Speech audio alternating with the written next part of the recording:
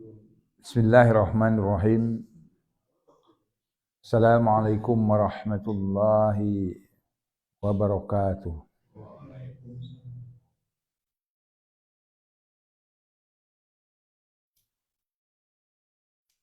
Alhamdulillah alladzi hadana li hada wa ma kunna linahtadiya laula an hadana Allah. Asyhadu an la ilaha illallah wahdahu la syarika lah. Wa asyhadu anna Muhammadan abduhu wa rasuluhu alladzi la nabiyya ba'dah. Allahumma salli ala sayyidina Muhammad wa ala alihi wa sahbihi ajma'in. Qala Allah Ta'ala fil Qur'anil Karim, a'udzu billahi minasy syaithanir rajim. Jazaohum inda rabbihim jannatu 'adnin tajri min tahtihal anharu khalidina fiha abada. Radhiyallahu anhum wa radu anhu dzalika liman khasyiya rabbah. Sadaqallahul azim. Amma ba'du. Hadirin ahli pengajian yang Allah Subhanahu wa taala muliakan yang saya hormati. Alhamdulillah di malam yang relatif rainy ini kita semuanya bisa memenuhi undangan Allah. Mudah-mudahan butiran hujan yang menimpa kita kelak akan menjadi saksi bahwasanya kita bersungguh-sungguh untuk berada di dalam agama ini. Salawat serta salam mudah-mudahan senantiasa tercurahkan kepada Rasulullah sallallahu alaihi wasallam, orang yang begitu luar biasa mengemban amanah kerasulan sehingga ajarannya kemudian datang kepada kita semuanya. Hadirin rahimakumullah, majelis sidang Jumat penting sidang Jumat.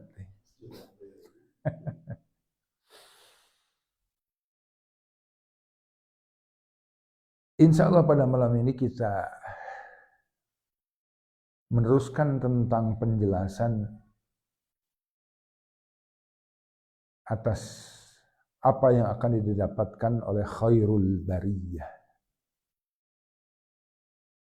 Jadi ayat ke-8 ini sebagaimana saya sampaikan pekan lalu adalah ayat yang menjelaskan tentang khairul bariyah, tentang makhluk terbaik.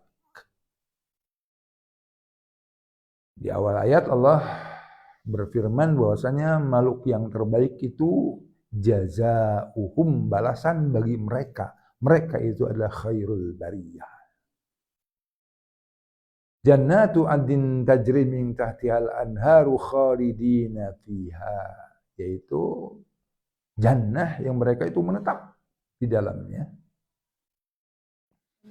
Yang di bawahnya itu mengalir sungai-sungai dan mereka khalidina fiha abada, mereka itu abadi di dalam. Jadi balasan buat khairul bariyah itu adalah itu. Pertanyaannya, apakah ada balasan lain? Apakah ada pahala lain? Apakah ada rewards lain? Aja. Ayat itu balasan saja. Kalau bisa menjawab, Bang Jaja, sebutkan alamat lengkapnya. Sebutkan alamat lengkapnya, mungkin dikirim naon Jaja?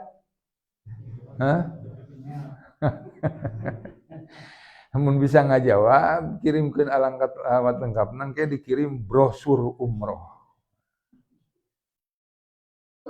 Deh, apakah ada balasan yang lebih besar daripada jannah? Yang saya sampaikan di pekan kemarin itu bahwasanya bicara tentang kepantasan kita itu tidak pantas. Paling tidak kalau dibandingkan dengan umat Nabi Nuh yang hidupnya itu 900 tahun, 950 tahun. Artinya mereka sholatnya pun selama itu pula. Ngaca kitabnya selama itu pula, infak sedekah selama itu pula. Wajar kalau kemudian mereka itu mendapatkan jannah. Nah kalau kita, jadi balasan Allah yang Allah berikan kepada kita berupa jannah itu balasan yang tidak setimpal dikarenakan usia penghambaan kita itu teramat sebentar. Tapi apakah ada balasan lain selain daripada jannah yang Allah Subhanahu wa taala akan berikan kepada kita? Jam. Ayat itu jam. Beh, non beh.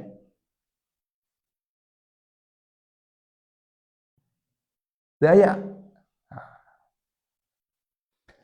Dalam satu hadis Rasulullah SAW bersabda bahwasanya kelak ketika penduduk surga itu semuanya sudah memasuki surga. Allah kemudian bertanya kepada mereka, apakah kalian ridho terhadap? Apakah kalian ridho terhadap apa yang aku berikan kepada kalian, yaitu berupa surga ini? Apakah kalian ridho kepada aku?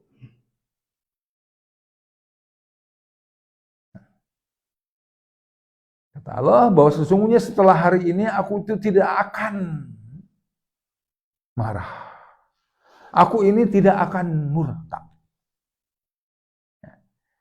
Jadi ketika kita hidup di dunia ini, kita itu banyak menemukan kemurkaan Allah. Bencana-bencana yang menimpa kita itu adalah wujud kemurkaan Allah. Nah, kelak kata Allah, setelah hari ini, setelah kalian masuk surga semuanya itu, kalian itu tidak akan mendapatiku dalam keadaan marah. Allah, aku ridho kepada kalian. Jadi ayatnya balasan yang Allah Subhanahu wa taala berikan kepada kita selain daripada jannah. Ada. Radhiyallahu anhum, balasan Allah Subhanahu wa taala kepada kita selain daripada jannah itu yaitu ridho Allah, kepuasan Allah. Allah sampaikan masih dalam ayat itu, radhiyallahu anhum.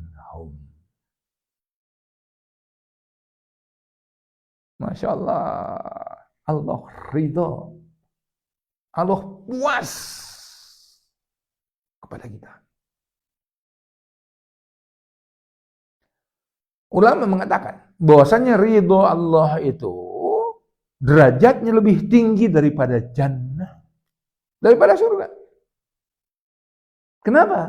Karena kalau surga itu adalah makhluk Allah, sedangkan ridho Allah itu, keridhoan Allah itu adalah sifat Allah. Dan tentu karena ridho Allah itu adalah sifat Allah, maka yang namanya sifat Allah itu lebih tinggi derajatnya daripada makhluknya, daripada surganya.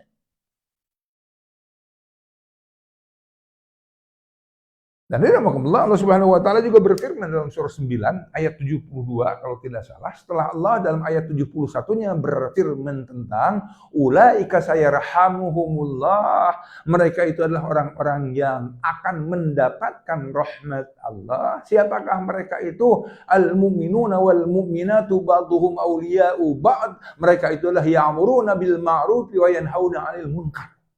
Mereka adalah wa yuqimuna shalat, mereka adalah wa yutuna zakat, mereka adalah wa yuti'una Allah wa rasulahu. Kata Allah, ulaika sayarhamuhumullahu innallaha azizun hakim. Sesungguhnya Allah itu Maha Aziz dan Maha Hakim. Kemudian Allah teruskan di ayat berikutnya. Kata Allah, wa'adallah, janji Allah untuk mukminin wal mukminat. Apa janji Allah itu? Jannatu tajri min tahtihal anharu khalidina fiha wa masakin thayyibatan fi jannati adn. Kemudian Allah teruskan wa ridwanum minallahi akbar. Ya. Jadi Allah berfirman Allah menjanjikan buat kaum mukminin dan mukminat surga adn yang di bawahnya itu, yang di dalamnya itu ada sungai yang mengalir, wa masakin thayyibatan fi jannati adn, dan rumah-rumah di surga adn. Kemudian kata Allah dalam ayat itu diteruskan dengan kalimat waridwanu minallahi akbar, dan keridhaan Allah lebih besar daripada surga itu.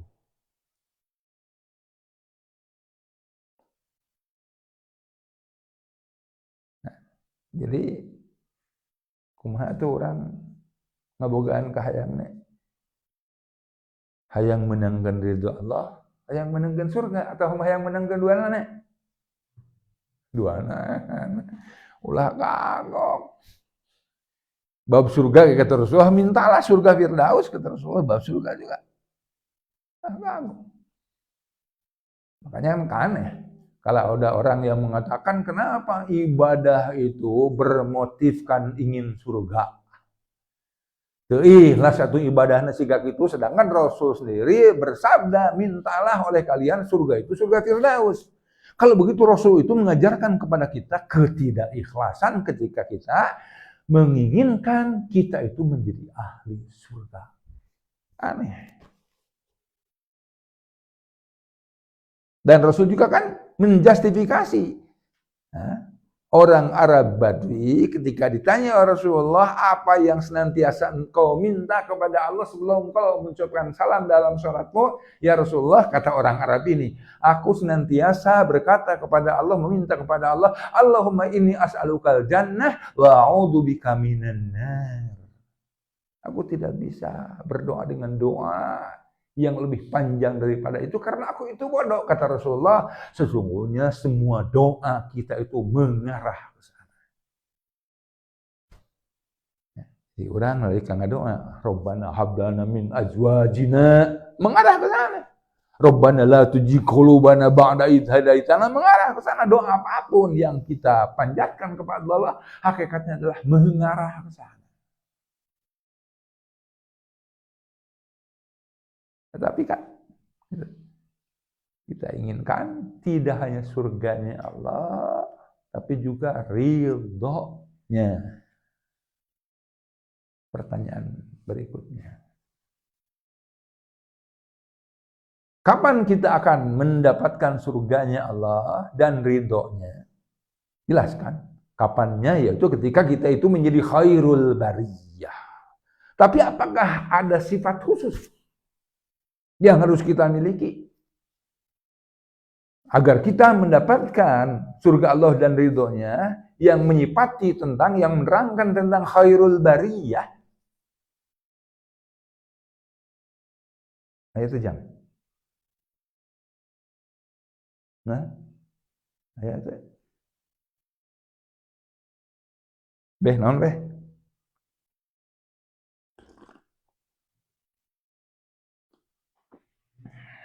Sifat khususnya itu waradu anhu. Jadi orang yang akan mendapatkan surganya Allah dan ridhonya Allah itu, yaitu orang yang ridho kepada Allah, orang yang puas kepada Allah.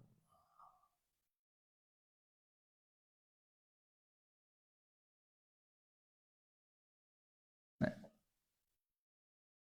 puasnya kata ulama terhadap dua hal. Yang pertama, puasnya itu terhadap perintah dan larangan, sehingga dia itu karena puas apapun yang Allah Subhanahu wa taala perintahkan kepada kita dan apapun yang Allah larang kepada kita itu semata-mata karena kebaikan untuk kita, maka kita itu tidak akan merasa berat hati untuk melaksanakan perintah dan menjauhi larangannya. Itu wujud bahwasanya kita itu ridha kepada Allah. Tawar-tawaran tawar-tawaran, muadzin, adzan, karena ridha datang. Nawar aduh atuh cenah. Salat teu berat teuing asa poe 5 kali mah. Di diskon atulah cenah saminggu sakali sehingga datang ke Jumahan unggul. Dari doa tambilna. Karena kan sehari 5 kali itu sudah merupakan diskon. Dari yang sebelumnya 50 kali. Coba kalau sehari semalam itu kita 50 kali sholat, 50 kali di 20 kita memiliki waktu 24 jam, 50 kali sholat berarti 1 jam itu 2 kali sholat. Kira sarena.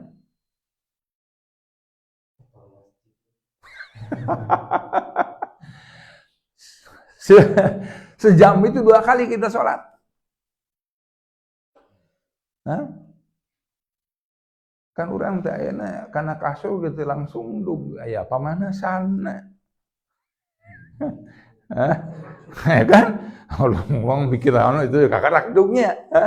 Kakarak dug geus Allahu Akbar, Allahu Akbar. Masyaallah. Diskon di Allah ya teh.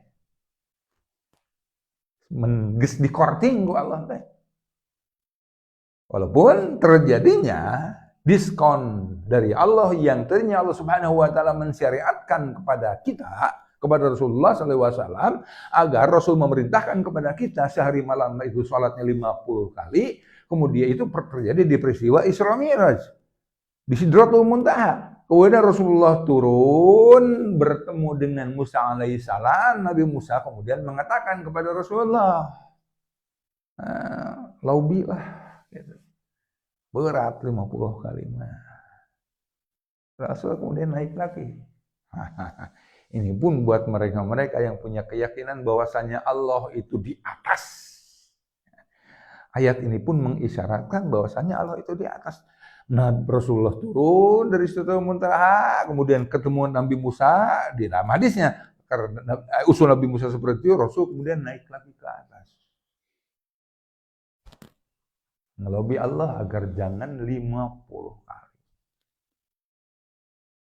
Turun lagi, ketemu lagi Nabi Musa masih berat, naik lagi, turun lagi kan tidak. Kemudian Rasul itu meminta kepada Allah agar ya tidak sampai 50 kali itu tidak di tingkatan Nabi Musa gitu kan, di langit di mana Nabi Musa berada, tapi kan di atas. Rasul itu naik lagi kan.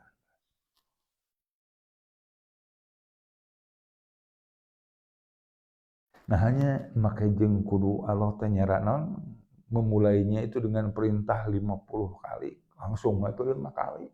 Siga Allah pan Allah teh maha mengetahuinya. Allah itu kan maha mengetahui, akhirnya syariat salat itu akan 5 kali sehari semalam itu. Tapi nah kunaon maka dimimitian 50 kali kemudian terjadi tawar menawar.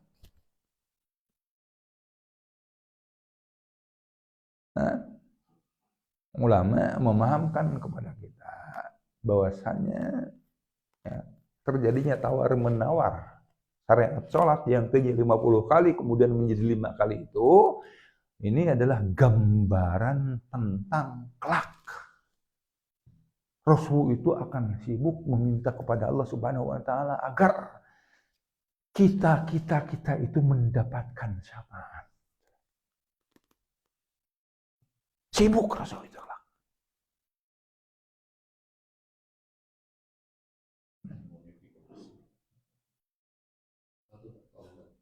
Ya, pertolongan, proposal yang diajukan oleh Rasulullah.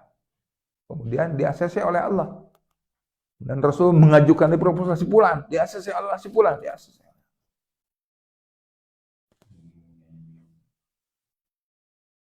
Masalah itu.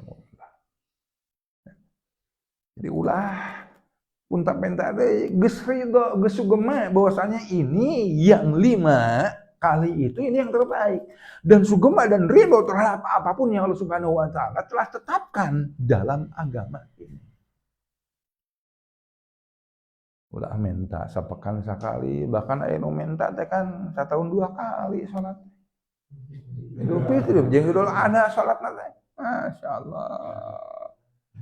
Aing ngangkat batang, ngangkat itu umumnya kuat, aing ngalenggah ke masjid itu kuat. Modifikasi. Karena kan ya harusnya dipahaminya sholat lah. Sholat kan paling tidak diantaranya dipahami oleh kita sebagai bentuk bersyukurnya kita. Kenapa dikatakan demikian? Dikatakan bentuk bersyukurnya kita karena Allah memerintahkan kepada kita fasholli, setelah Allah menginformasikan kepada kita inna a'toina kal kautsar. Sesungguhnya kami telah memberikan kepadamu itu nikmat yang banyak. Maka fasholli, sholatlah. Dalam artian lain maka bersyukurlah. Syukurnya kalian itu dalam bentuk sholat.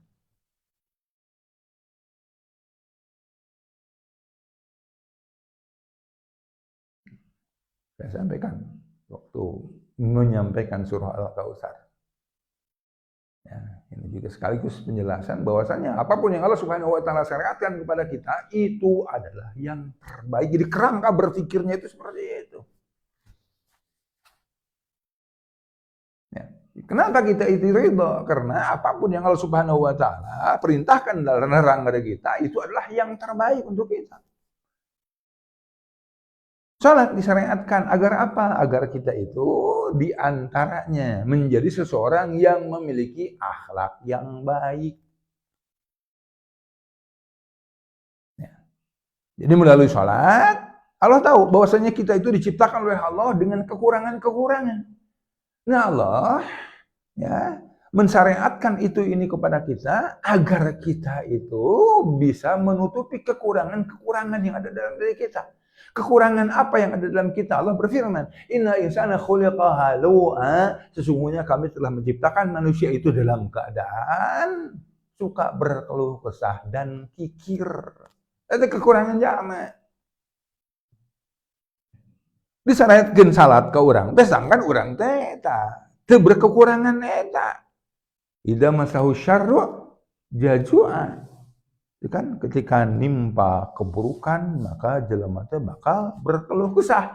Idzal masahu khairu manu'a, nalika nemba kahadean jelema teh bakal kikir. Kekurangan manusia itu seperti itu. Allah kemudian katakan illal musallin, kecuali orang yang suka salat. Artinya salat itu akan menjadikan seseorang jauh daripada sifat kikir dan berkeluh kesah.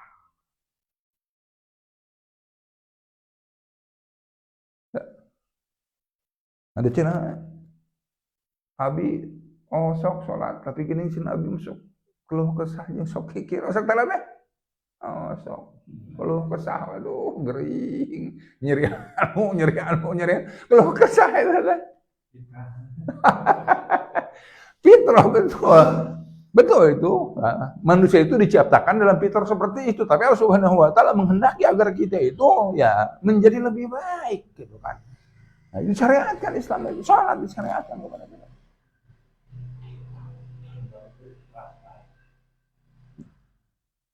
Nah, ngelewatan sholat kemudian orang bakal bisa menghilangkan penyakit keluh kesah dalam artian lain. Sholat itu akan menyebabkan kita menjadi orang yang sabar. Karena kan orang sholat sok takbir, Allahu Akbar, Allahu Akbar, Allahu Akbar, maha besar Allah. Salin ti Allah maletik, termasuk masalah-masalah bisa ngarupan kurang teletik. Rahmat Allah itu lebih besar sehingga kita itu akan termungkinkan dengan Allahu Akbar, Allahu Akbar, Allahu Akbar itu akan menjadi orang yang bisa sabar. Dalam salat pun kita mengucapkan alhamdulillah, alhamdulillah, alhamdulillah, alhamdulillah, bahkan kan ya dinawirin 30 gitu kan. Alhamdulillah ini bentuk syukur kita. Dan bentuk syukur kita itu akan kemudian berlanjut dalam apa? Dalam sikap mau berbagi. Mau berbagi itu akan menyebabkan kita itu tidak kikir.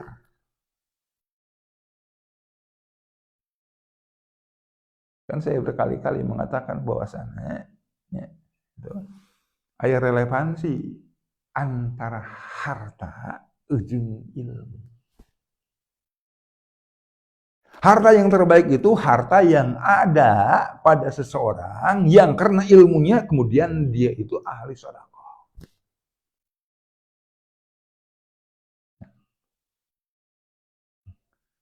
Itu yang pertama. Harta yang kedua yang terbaik itu harta yang tidak ada pada seseorang. Wah, di orang harta teh. Tapi urang mah ngabogaan ilmu. Sehingga kusabab urang boga ilmu, cek urang.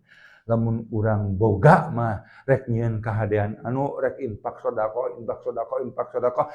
Tapi eueuh duitna teh. Tapi ku niat siga kitu geus jadi kahadean. Dan ketika Allah Subhanahu wa taala akhirnya mentakdirkan urang teu boga 1000 2000 gitu kan urang geus dalam hati kita itu ada pernyataan seperti itu, ada keinginan seperti itu, punya 1000 2000 pun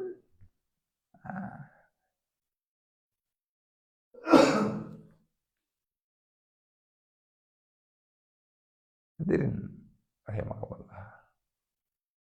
Nah, jadi waridhaan. Ridho yang pertama, ridho itu puas, lain ikhlas. So, ridho, ikhlas. Dua sarua bahasa Arab. Ridho mah artinya puas, leuwih hanap mah rela. Namun ikhlas mah murni atau teu kacampuran, naon eta ikhlas. Menghambakan diri ke Allah teu kacampuran, ku hayang dipuji ku batu, eta ikhlas. Menghambakan diri kepada Allah semata, henteu ngahambakeun diri ka berhala anu kana hawa nafsu anu, henteu, ka Allah semata, murni. Nah ini waradu'an. Dipuas. Ridho yang kedua, kalau yang pertama itu kepada syariat Allah, kepada apa yang Allah Subhanahu wa taala perintahkan dan apa yang Allah larang. Yang kedua, ridho itu kepada takdir.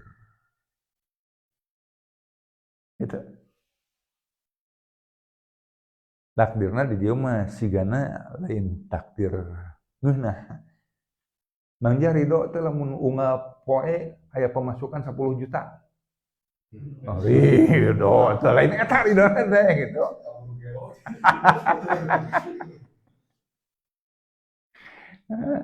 Ridho teh lamun sehat terus beh. Ridho.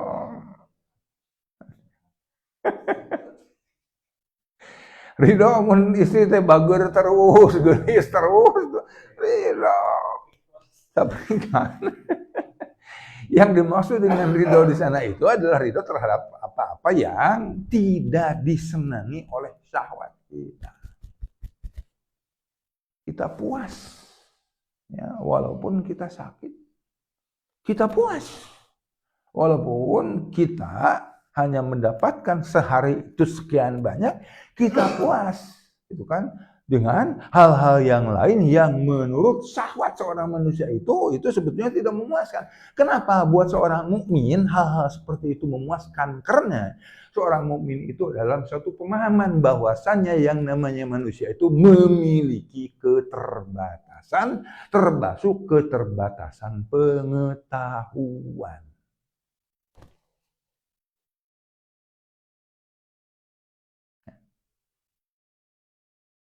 Keterbatasan pengetahuan.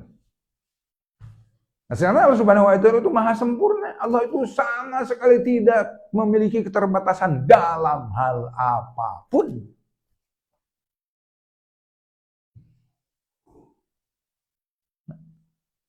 Nah, karena seorang mukmin kerangka berpikirnya ya, bahwasannya seorang manusia itu adalah makhluk yang memiliki keterbatasan dalam berencana, keterbatasan dalam mengaktualisasikan rencananya, keterbatasan dalam bisa gitu kan menghalangi pesaing-pesaing untuk bisa tidak mengintervensi usahanya dan lain sebagainya.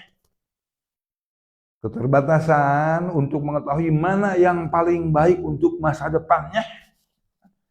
Maka ketika ya nimpa kepada kita keburukan dalam tanda kutip, dan hakikatnya apapun yang terjadi kepada kita itu adalah kehendak Allah. Kata Allah, fa'alul lima yurid.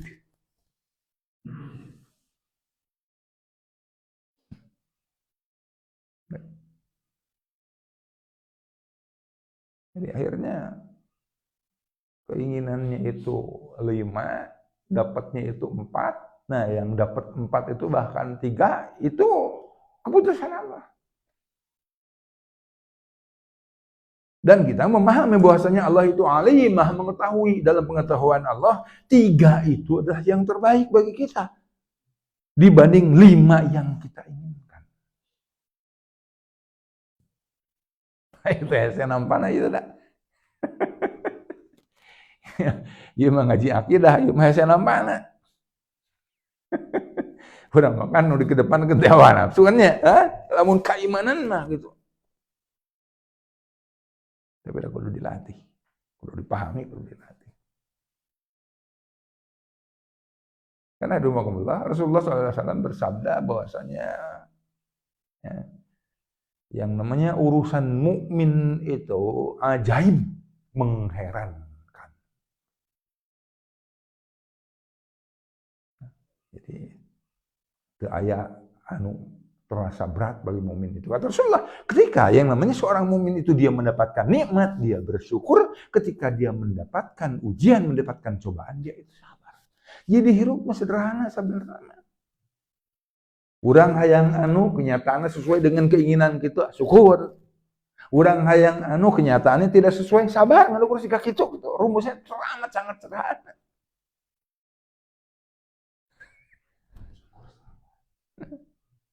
Kahayang mah atuh engke komat teh geus asup gitu, tapi aya we jelema sigah kitu teh. Aya we.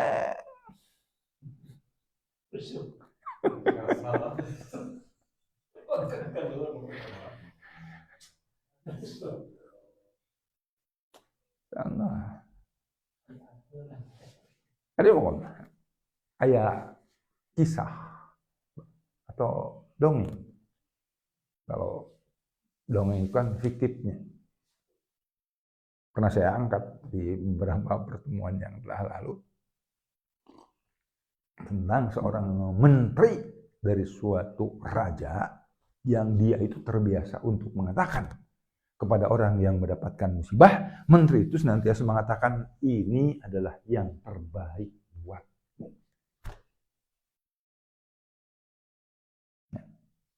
Ya, maut budakna disamperkeun. Ini adalah yang terbaik buatmu. Aya nu bangkrut usahana disamperin. Ini adalah yang terbaik buatmu. Suatu ketika, qadarullah, raja itu kepotong kelingkingnya. Kata orang tersebut, kata menteri tersebut, datang kepada raja. Ya paduka, ini adalah yang terbaik buatmu. Cek raja teh, pengawal, asupkeun kana penjara. Ngalenek kudu celakain. Ketika raja memerintahkan kepada pengawalnya agar dia itu dimasukkan kepada penjara, dia itu menggumam, ini adalah yang terbaik untukku. Setahun 2 tahun kemudian, raja dan para pejabat kerajaan pergi berburu ke suatu hutan. Tersesat dan qadarullah di hutan itu hidup suku yang kanibal. Raja dan menteri dan seluruh pengawalnya itu kemudian tertangkap dan kemudian satu persatu di antara mereka itu dibunuh. Selain daripada kanibal, selain daripada pemakan daging, mereka juga memiliki kepercayaan, memiliki Tuhan yang harus sembah, dan Tuhan ini ya memiliki syarat untuk senantiasa mendapatkan kurban, pengorbanan di orang yang percaya kepada ketuhanan. Akhirnya nyicil satu-satu dibunuh. Sampai terakhir itu raja, ketika raja itu mau dibunuh, terlihat kelingkingnya itu putus. Wah, iya mah can penglaks. Lamun urang mah kurban Idul Adha mah gitu nya. Teu payus ieu mah enggak pantas nih buat dijadiin kurban kambingnya karena ini belum tidak qualified, tidak memenuhi syarat. Ini raja ini, orang ini tidak memenuhi syarat untuk dibunuh karena ininya cacat. Maka kemudian bebaskan. Dibebaskan. Raja itu ketika dia dibebaskan, langsung dia itu teringat kepada menterinya. Ya Allah, betul apa yang menteri katakan kepadaku bahwasanya ini adalah yang terbaik untukku. Raja kan begitu dia nyampe ke kerajaan, dia langsung menyuruh pengawal untuk mengeluarkan menteri yang dipenjara, dan kemudian raja itu mengatakan bahwa apa yang kau katakan ketika kelingkingku terputus itu adalah benar belaka. Tapi ada satu pertanyaan dariku untukmu. Pertanyaannya adalah, apa yang terbaik bagimu waktu aku perintahkan untuk dimasukkan ke penjara, engkau mengatakan atas kepada dirimu bahwasanya ini adalah yang terbaik untukmu. Menteri ini mengatakan, ya raja, jika aku tidak di penjara, aku akan ikut beserta rombongan raja untuk berburu. Dan aku itu pasti akan dibunuh. Ya. Gitu ya, orang mah husnudon kalau kayak gitu. Husnudon.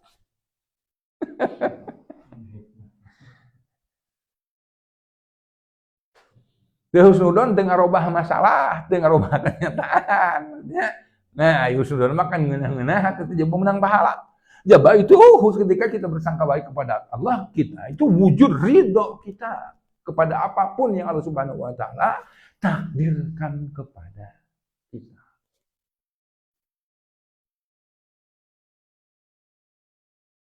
Ya. Jadi syarat agar kita mendapatkan jannahnya Allah dan radhiyallahu anhum dan ridwanullah dan keriduan Allah adalah kitanya harus waradu'an. Syarat kedua non? Jam syarat kedua non jam? Apa syarat kahiji waradu'an? Mukmin itu khairul bariyah itu akan mendapatkan surga dan radhiyallahu anhum dan ridho Allah. Ketika dia itu radu anhu, ketika dia ridho kepada Allah, ridho kepada Allah, ridho kepada syariatnya, ridho kepada Allah, ridho kepada takdir-takdirnya. Yang kedua nah, dzalika liman khasyiya rabbah. Yang kedua, dalam diri kita itu harus ada rasa takut kepada Allah. Jadi itu cukup umroh bolak-balik, itu cukup ke masjid bolak-balik, zakat, sedekah, infak, kurban, maca Quran itu cukup. Tapi kudu dibarengan ku rasa kasih.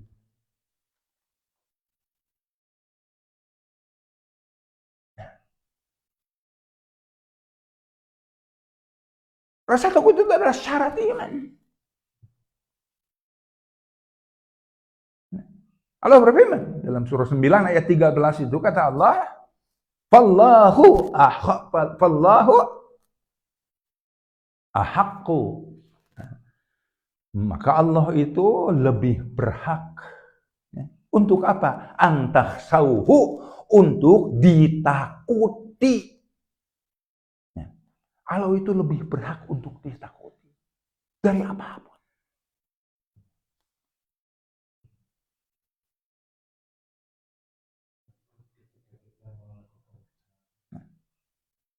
Allah itu lebih berhak untuk ditakuti. Allah meneruskan, in kuntum mu'minin, jika kalian itu orang yang beriman. Jadi iman itu menuntut syarat.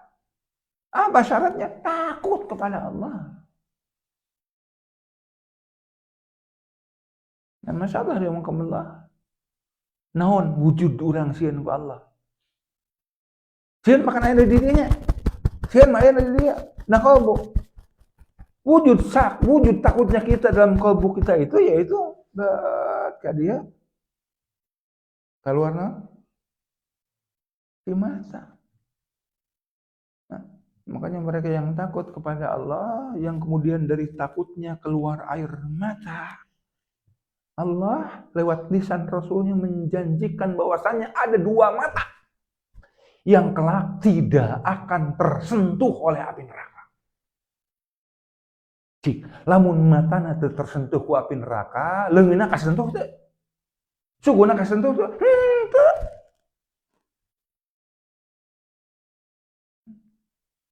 Dua mata itu yaitu yang pertama, mata yang berjaga di medan perang, fisabilillah, Borangna indit perang, pentingna berjaga nempok bisi aya musuh. Anu kedua, dalam hadis ini, yaitu seseorang yang dalam kesendirian, karena dia itu memiliki rasa takut kepada Allah, kemudian dia itu menangis.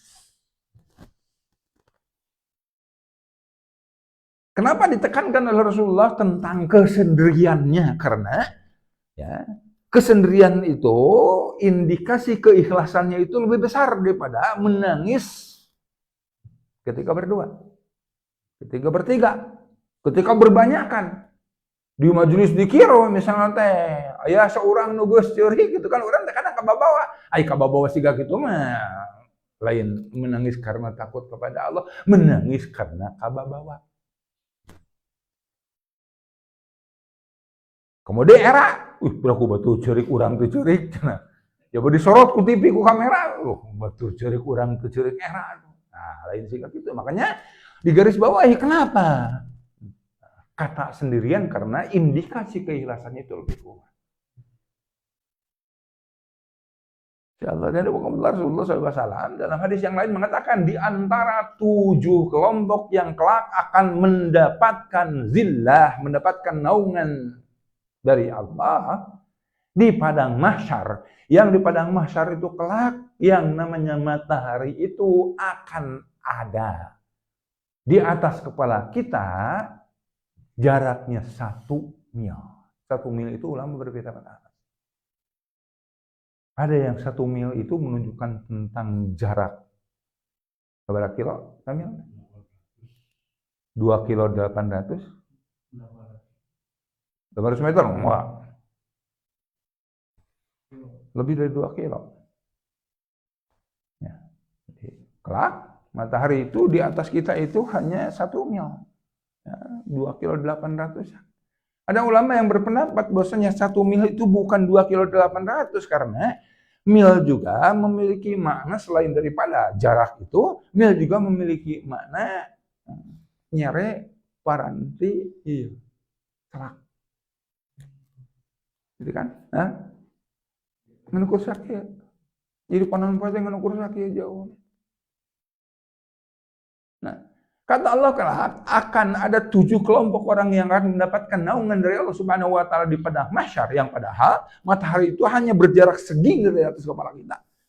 Dari 7 kelompok itu yaitu seseorang yang karena takutnya kepada Allah, dia itu kemudian menang.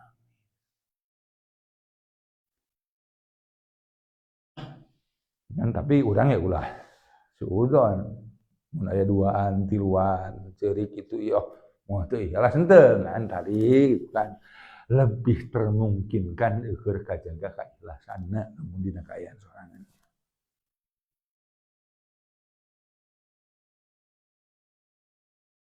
Ada Allah. Ulama dahulu kala itu, orang-orang saleh dahulu kala itu menganggap bahwasanya yang namanya menangis itu merupakan suatu hal yang sangat istimewa. Menangis karena takut kepada Allah itu merupakan sesuatu yang sangat istimewa. Karena istimewanya lah kemudian seorang Ibnu Umar. Ibnu Umar itu putranya Umar bin Khattab mengatakan bahwasanya aku itu lebih suka untuk bisa menangis karena takut kepada Allah daripada aku infak sebanyak 1000 dinar. Jadi nangis karena Allah itu dalam pandangan Umar lebih berharga, lebih baik daripada infak sebanyak 1000 dinar.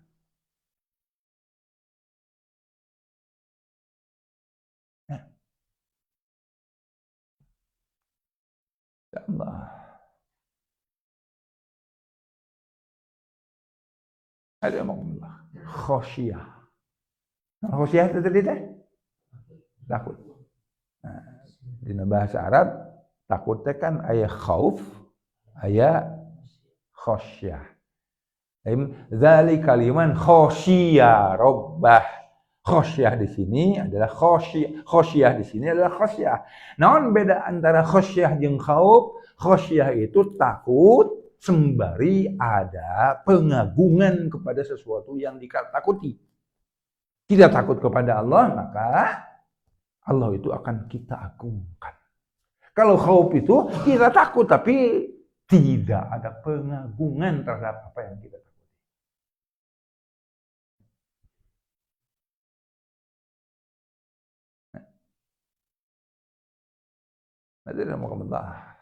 Jadi mungkin itu penting atau banyak kan saya pernah nggak tahu berapa tahun ke belakang menyampaikan kajian tentang Asmaul Husna. Yang mana ulama ada yang mengelompokkan yang namanya Asmaul Husna itu ada asma-asma Allah yang akan menyebabkan kita cinta kepada Allah.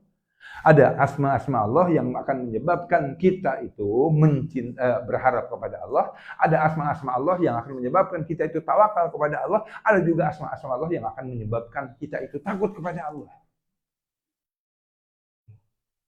Penting nggak kita itu untuk tahu tentang asma-asma Allah yang akan menyebabkan kita takut kepada Allah? Sangat penting. Karena Rasulullah SAW bersabda bahwasanya aku adalah orang yang paling tahu tentang Allah dan aku adalah orang yang paling takut kepadanya.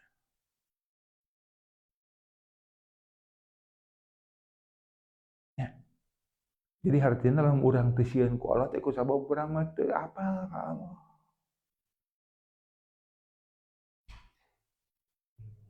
Nah,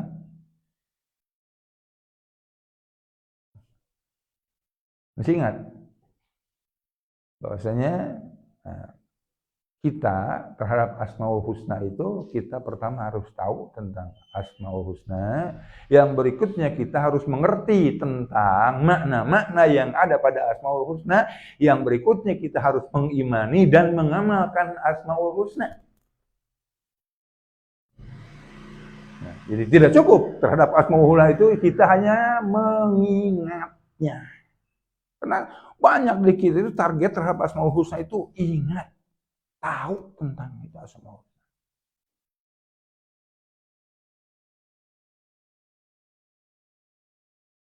Hadirin rahimakumullah. Nah, orang kudu sieun ku Allah teh. Sieun ku Allah diantaranya sieun ku Allah teh sieun amal kahadean urang teu ditampa ku anjeun kudu sieun.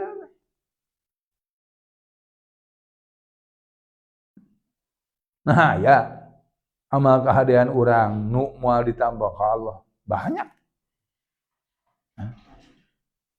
Allah berfirman tentang orang yang bukan sepantaran kita. Ini orang makan antara capek beramal teh namanya.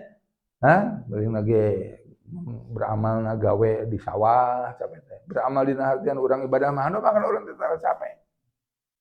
Tapi ada orang yang Allah Subhanahu wa taala sampaikan amilatun nasibah.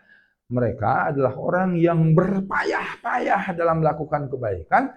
Kata Allah kemudian mereka itu taslana ranhamiyah. Allah masukkan mereka itu ke dalam neraka. Jadi orang ini bukan orang kaleng-kaleng. Orang ini orang yang soleh, yang produktif dalam beramal baik. Tapi amal baiknya itu tidak mengantarkannya dia ke surga. Tapi taslana ranhamiyah.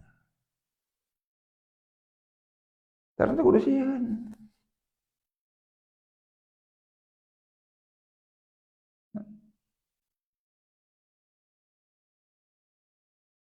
Jadi alhamdulillah. Jembatan bagi kita untuk takut kepada Allah itu ilmu. Ilmu.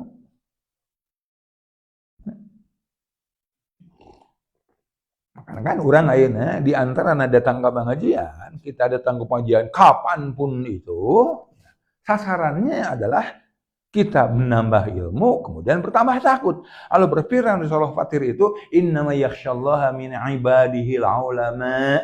Sesungguhnya hanya orang-orang yang berilmu lah yang takut kepada Allah. Jadi kita datang ke pengajian, kita nambah pengetahuan, harusnya kemudian nambah rasa takut.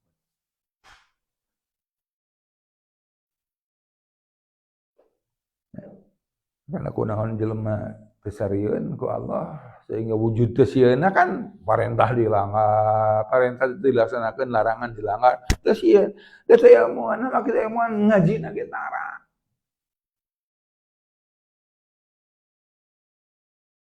Ya. Sekali ngaji itu setahun 2 kali, Rajaban, Muludan, ngaji lagi yang dari awal itu ajak seri. Atuh pek sieun kumaha ku Allah ngajina ti awal pikeun ka akhir serian. Yang itu ya.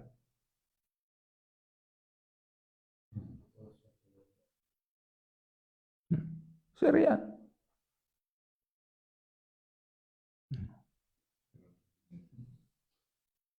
Nah, ulama kemudian juga menjelaskan kepada kita bahwasanya jika rasa takut kita kepada Allah itu bisa dipupuk dengan terus-terusan kita bertambah ilmu, bertambah takut, bertambah ilmu, bertambah takut, terus nambahkan ilmu, maka sebaliknya rasa takut itu akan terbunuh ketika kitanya itu akrab dengan dosa.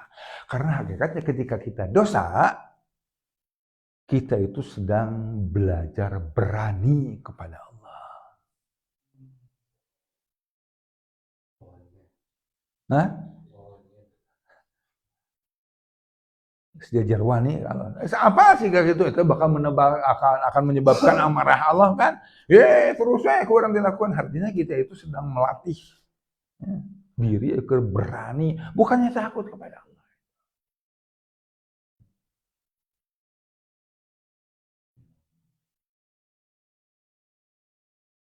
Ulama juga mengatakan selain daripada perbuatan dosa yang akan menyebabkan kita itu menjadi orang yang tidak takut kepada Allah, perbuatan lain yang akan menyebabkan kita tidak takut kepada Allah itu apa?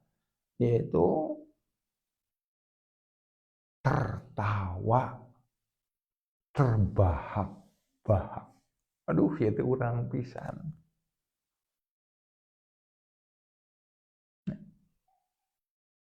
Orang pisan.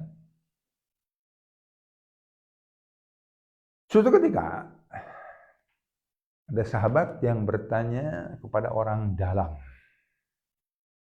Itu Siti Aisyah. Ya, jadi kehidupan Rasulullah SAW itu diketahui oleh 2 orang. Yang pertama orang dalam, yang kedua orang luar. Orang luar itu banyak, para sahabat. Orang dalam itu istri-istri Rasul. Ya. Suatu ketika Siti Aisyah dan juga menurut riwayat yang lain dari sahabat diberitakan bahwasanya Rasul itu adalah orang yang suka tersenyum. Senang tersenyum.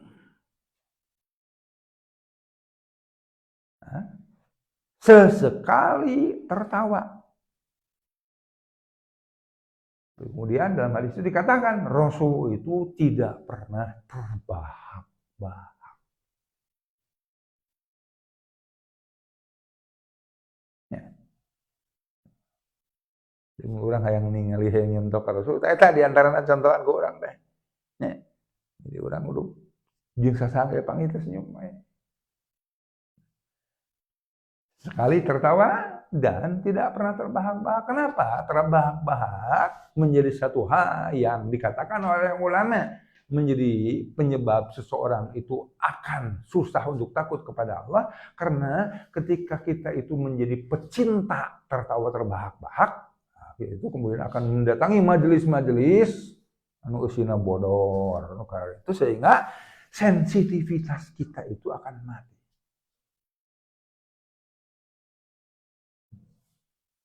Nah, semua apakah karena karipuh batur. Karena kita itu telah mengkondisikan diri kita itu ya, dengan sesuatu yang sebaliknya. Nah, dengan yang seharusnya kita lakukan yaitu mengkondisikan bagaimana caranya agar kita itu menangis.